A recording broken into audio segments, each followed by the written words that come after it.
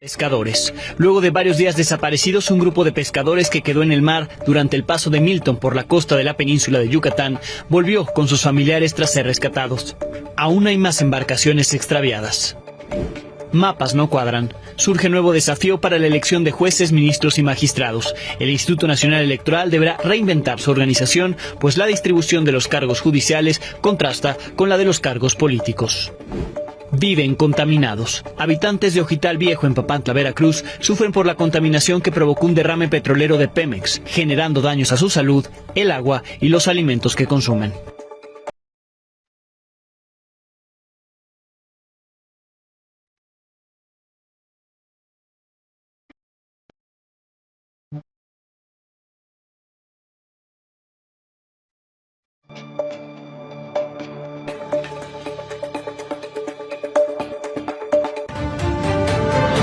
Muy buenas noches. El huracán Milton impactó la costa oeste de Florida, Estados Unidos, ante esta noche, madrugada de jueves. Ya como categoría 2 se prevé que siga degradándose a huracán de menor categoría y mañana, durante el día, esté completamente fuera de Florida, ya en el Océano Atlántico. La tecnología ha sido una gran aliada para poder estudiar el huracán Milton desde que se formó en el Golfo de México. Aviones, imágenes satelitales y hasta drones resistieron la fuerza del huracán para ayudar a conocerlo mejor ante la sorpresa que causó su fuerza atípica. Así, la tecnología estadounidense a prueba de huracanes.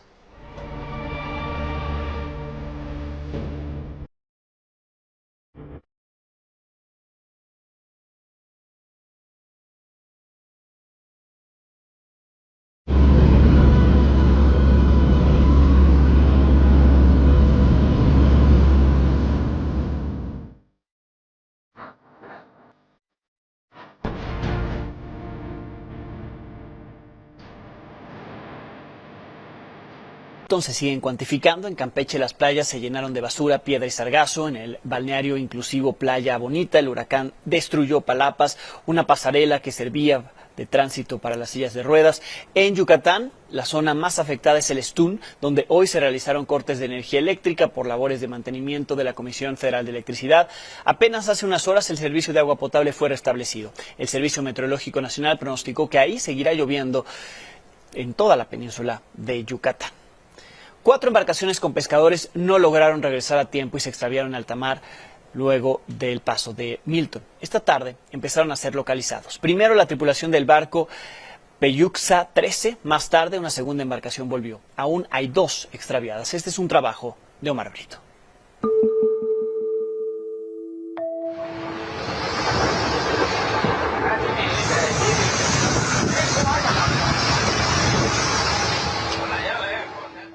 Esta es la embarcación Neldy que se perdió en alta mar durante el huracán Milton, que azotó las costas de Yucatán hace 2 días. Pese a enfrentar la tormenta, fue localizada y luego de varias horas de haber sido remolcada, logró llegar a tierra la noche de este miércoles. En ella viajaban 4 pescadores que fueron recibidos con júbilo por familiares y autoridades.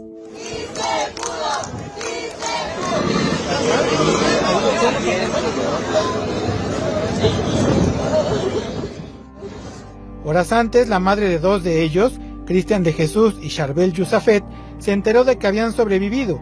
Esperó a que llegaran a puerto para recibirlos con flores. Pues para mí fue un milagro. Yo hoy digo que ellos volvieron a nacer, y volvieron a nacer, ellos luchando allí para poder otra vez salir victoriosos de esa tormenta. Paramédicos de la Cruz Roja revisaron sus signos vitales sin detectar nada preocupante. La madre de los pescadores quisiera que cambiaran de oficio. Ese es mi deseo, de que ellos no vuelvan otra vez a ese trabajo, pero ¿qué les puedo decir? Ellos aman la pesca, dan su vida por la pesca. Si ellos hubieran quedado ahí en el mar, ellos hubieran muerto felices. La noche del miércoles, Peyuxa 3 fue remolcada a Puerto Caleta con otros 4 pescadores. Ahora los habitantes acusan a las autoridades de no entregar la ayuda que hace falta para rescatar a los que faltan, pues 2 embarcaciones pesqueras aún están a la deriva con 8 personas. La lata de la marina, ¿dónde están? Por eso tenemos la lata de la marina, que salga la marina a buscarlo. Pues mi hijo anda afuera, mi hijo todos los días nos engaña que ya viene y nunca vienen. Hoy vamos a ver cómo lo hacemos nosotros, vamos a pagar gasolina y vamos a salir. Así va a ser. En este momento el puerto está cerrado a la navegación y es por eso que no se han hecho otros tipos de esfuerzos de salir a la búsqueda, ¿no? La Marina solo ha realizado recorridos aéreos y eso ha enojado más a los pobladores. Con imágenes de Nicolás Galván e información de Omar Brito, Milenio Noticias. La violencia no para en el país. Esta tarde, en Guerrero, sujetos armados asesinaron a un hombre en la zona oriente de Chilpancingo. Dejaron herida a una mujer que iba pasando por este lugar. La víctima iba en una camioneta blanca cuando fue interceptado por sicarios que le dispararon hasta matarlo. Un par de horas antes, el secretario de Seguridad del Estado, Josué Barrona, y el subsecretario de Desarrollo Político, Francisco Rodríguez Cisneros, recorrieron así, caminando el centro de Chilpancingo, en medio de un fuerte dispositivo de seguridad para supuestamente revisar que todo estuviera en orden. Pues no estaba tan en orden que después hubo asesinatos ahí mismo. En más de la violencia en Guerrero, hoy elementos del Ejército, Guardia Nacional y policías estatales asumieron el control de la seguridad de la cabecera municipal de Olinalá, en la región de la montaña. ¿Por qué? Se informó en un comunicado que el gobierno de Guerrero que esta estrategia tiene como objetivo fortalecer las acciones de vigilancia.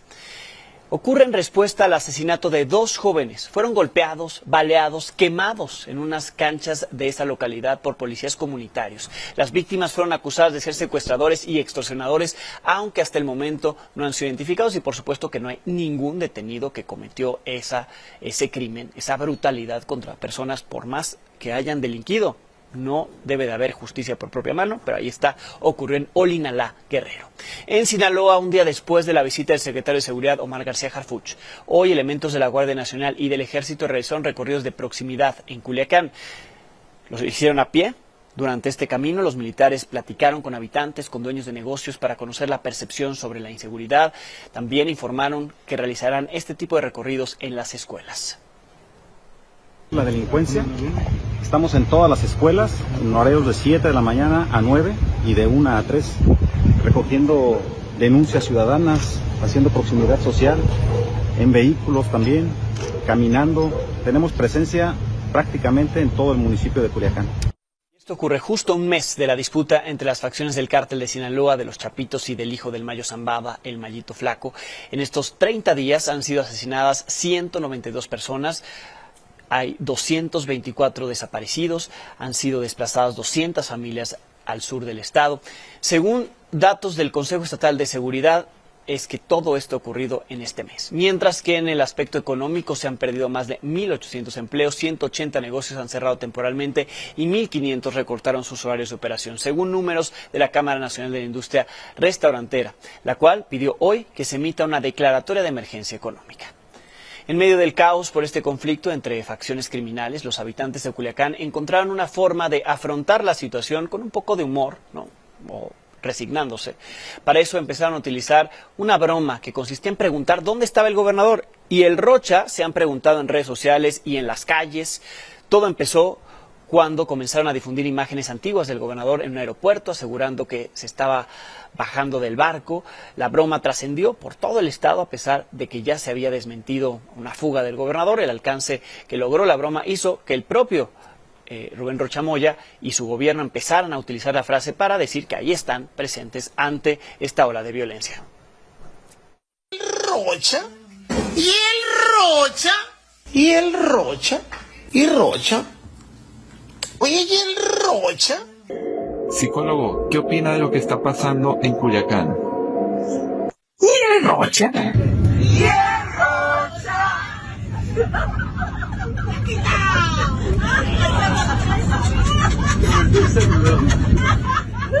Cuando les pregunten, ¿y Rocha? ¿Y el Rocha? Díganles, aquí está Rocha.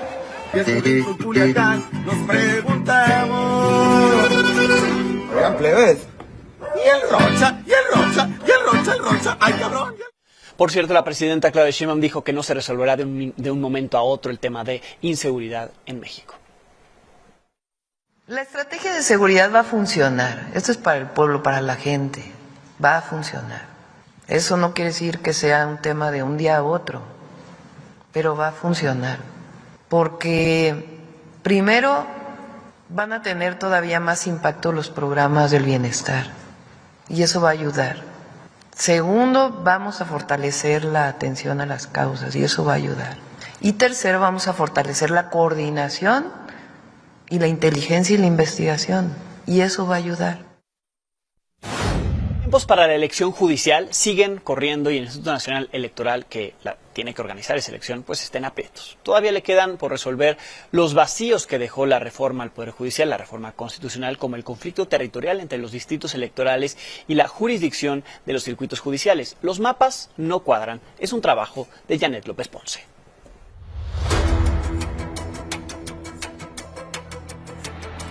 La estructura electoral con la que el INE realiza las elecciones desde hace 30 años no cuadra con las nuevas exigencias de la reforma judicial para elegir a jueces, magistrados y ministros en las urnas. Entre la información que el Consejo de la Judicatura ya advirtió que no entregará ni al Senado ni al INE por las decenas de suspensiones judiciales que no se han acatado, está un documento al que Milenio tuvo acceso. El más reciente acuerdo de la Judicatura que exhibe el conflicto territorial que el INE tendrá que resolver.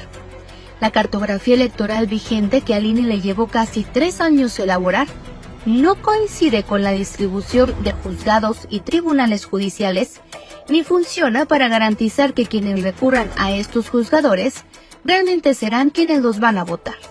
Primero, porque algunos circuitos judiciales fraccionan los estados, y esto implicaría que las juntas locales y distritales del INE rebasen las zonas en las que tienen facultades, pero también afecta a los electores. Por ejemplo, en Sonora la estructura judicial excluye a San Luis Río Colorado y lo suma a Baja California.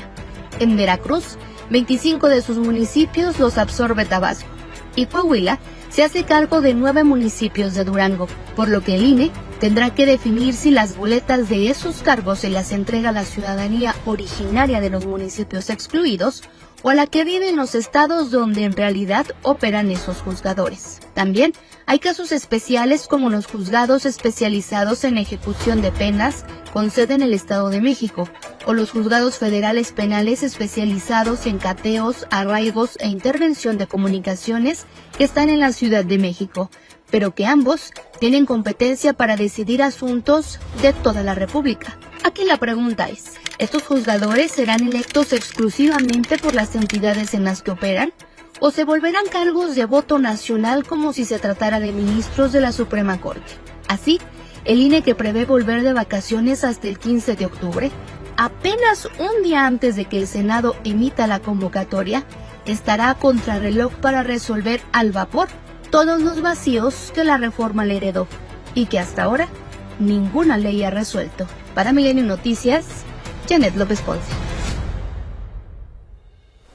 La presidenta Claudia Sheinbaum respaldó la reforma energética que ya se aprobó esta noche en la Cámara de Diputados, la cual es parte del paquete que envió el expresidente López Obrador cuando era presidente en el mes de febrero de este año. Establece que la Comisión Federal de Electricidad y Petróleos Mexicanos vuelvan a operar como empresas públicas. Tras exponer su contenido en la conferencia mañanera, la presidenta dijo que con esa reforma ambas empresas, que actualmente son empresas productivas del Estado, serán ahora sí más productivas y más eficientes. ¿Qué plantea la reforma que hoy se va a discutir? Es que las empresas regresen a ser empresas públicas. Es decir, no es el mercado su principal función, sino el servicio público. Eso las fortalece. Segundo, la preponderancia de CFE es que CFE genere el 54% de la energía eléctrica y los privados el 46%. Ojalá eso resuelva problemas como este. Las instalaciones de Pemex en Papantla, Veracruz, tienen más de 70 años sin mantenimiento. Desde hace 45 días hay un derrame que está afectando a los habitantes de la comunidad Ojital Viejo. Temen que empeore la situación con las lluvias de la última semana. Es una historia de Isabel Zamudio. Así, pobladores de Papantla recogen con trozos de tela el combustible derramado tras una fuga en un pozo petrolero ubicado en la comunidad Ojital Viejo. Más de 50 niños y 20 adultos mayores han presentado problemas de salud. Pues más que nada respiratorios, luego le da más tos. Pues sí, está muy fuerte el olor, la verdad, pues te duele la garganta, te da así como que mareos de repente, el dolorcito de cabeza. El derrame comenzó el 21 de agosto. La mancha de petróleo se ha extendido a lo largo de 15 kilómetros. Ya llegó a la comunidad de Corralillos del municipio de Coaxintla y está a nada de alcanzar el río Cazones en Poza Rica. Nos agarró otra vez la lluvia y todo eso arrastró más a lo que estaba, porque la verdad era casi como, en partes era casi 10 metros, pero ahorita agarró más de 15 metros en partes, porque la ¿Kilómetros? Verdad, no, lo de ancho. De ancho. Y a lo largo, pues ya iba más de 15 kilómetros. Las clases en esta pequeña localidad siguen suspendidas. También se han reportado diversas afectaciones a cultivos, animales de corral y la pérdida de especies acuáticas, a pesar de que activistas hacen lo posible por salvarlas. No hay agua potable. Los afectados acarrean el líquido de otro pozo o esperan la llegada de pipas. Ha afectado a 3 pozos manantiales. Los daños que ocasionó, que son maíz, limón, raíces, que son plantas medicinales, y que ahí se extraía la medicina para nuestros ciudadanía. Las instalaciones de Pemex en la zona tienen más de 70 años y no reciben mantenimiento. El fin de semana, después de 45 días del derrame, la petrolera envió una pipa para comenzar a recolectar el hidrocarburo. Y para nosotros es una ofensa como pueblos originarios, porque considero que nos están tomando como animales. Pobladores acusan que el derrame ha tomado las dimensiones de un ecocidio. Por ello preparan una demanda colectiva y exigen atención inmediata para frenar la crisis. Urge que se dé una respuesta pronta, porque no es orbital, es el patrimonio natural. Pues que Pemex repare los daños, que se sanee el lugar, que pues nos den un apoyo en la comunidad. Desde Veracruz para Milenio Noticias, Isabel Zamudio.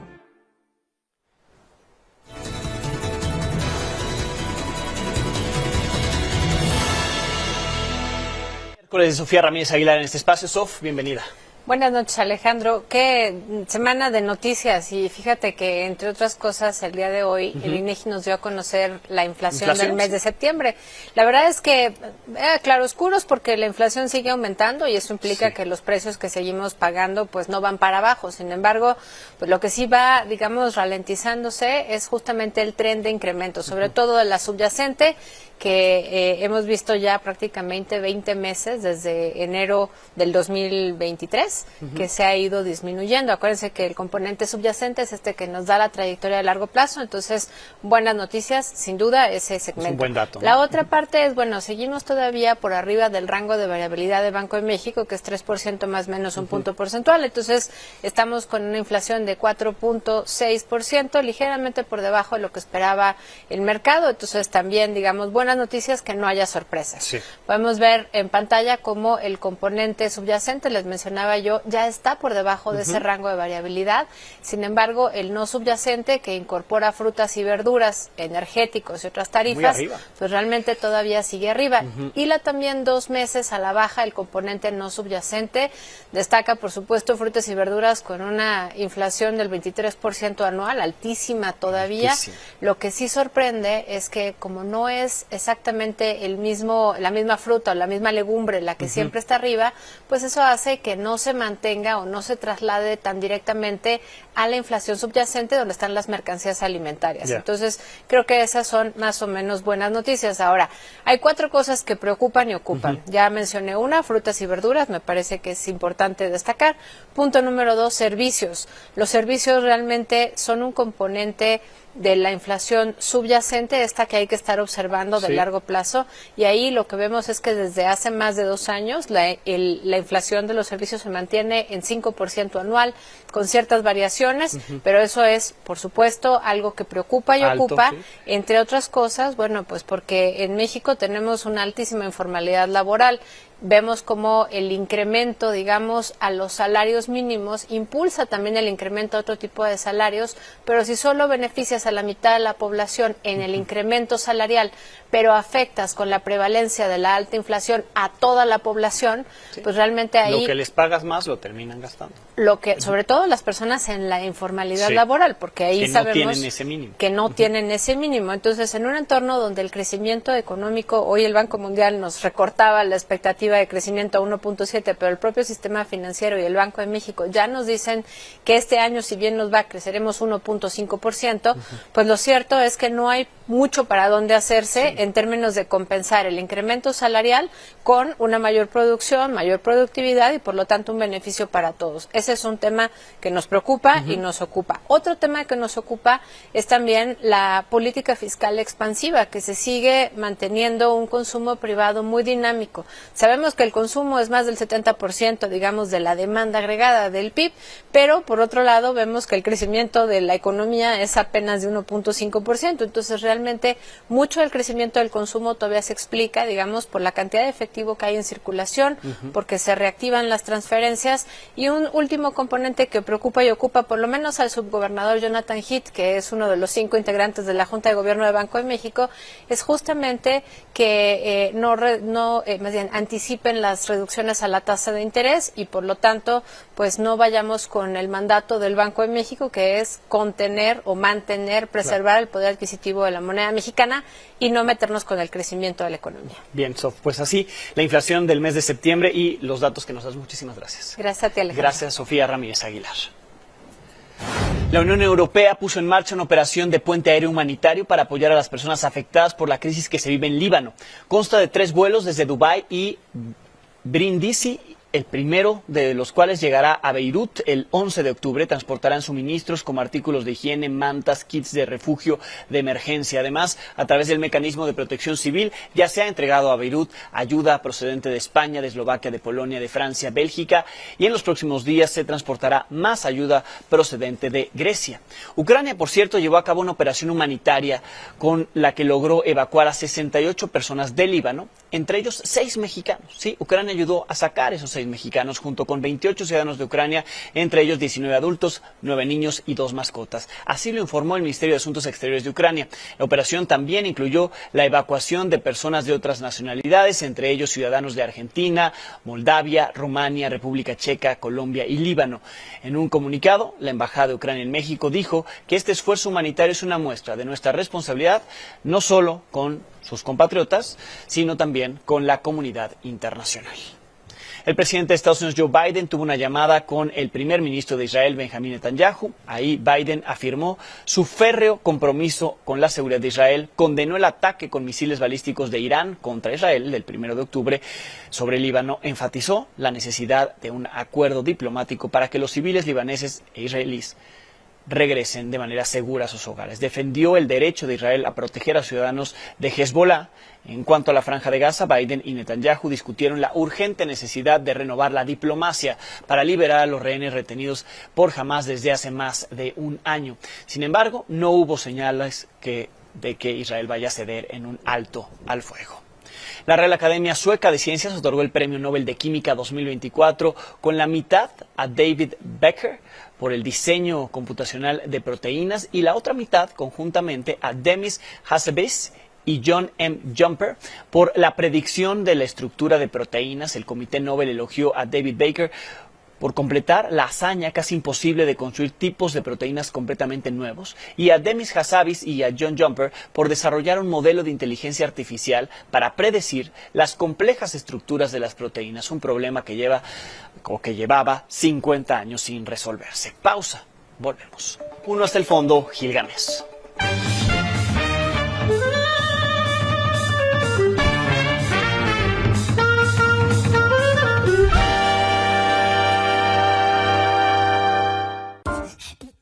Quienes hoy nos escuchan en Milenio Noticias con Alejandro Domínguez deben saberlo ya. Gilgamesh ya lo sabe. Omar García Harfuch, secretario de Seguridad, presentó la estrategia nacional basada en 4 ejes. 1, atención a las causas. 2, consolidación de la Guardia Nacional dentro de la Secretaría de la Defensa. 3, fortalecimiento de estrategia e investigación. Y 4, coordinación absoluta en el Gabinete de Seguridad y con los estados.